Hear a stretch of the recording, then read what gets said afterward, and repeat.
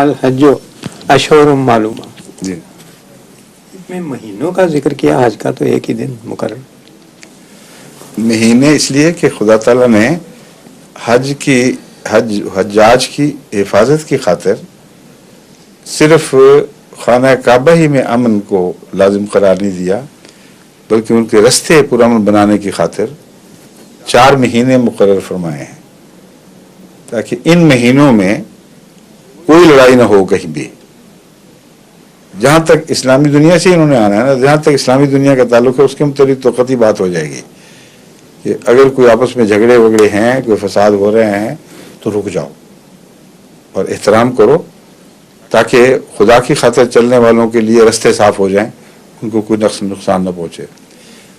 اب یہ بھی ایک دیکھ لیں حالت یہ ہے کہ محرم میں جو 10ویں محرم کا دن تھا اس میں مسلمانوں کا قتل عام کر رہا ہے، اور وہاں جا کے دروازے کو پکڑتا ہے.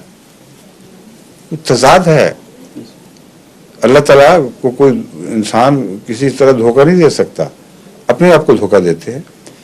ہاں اگر اللہ تعالیٰ سے تعلق ہو پھر اس دروازے کو ہاتھ لگائے تو اس کی برکتیں بے شمار ہوں گی، اس میں کوئی شک ہی نہیں. پھر وہ ظاہری دروازہ کھلے نہ کھلے، باطنی دروازے فیض کے کھل جائے گے ان کے لیے.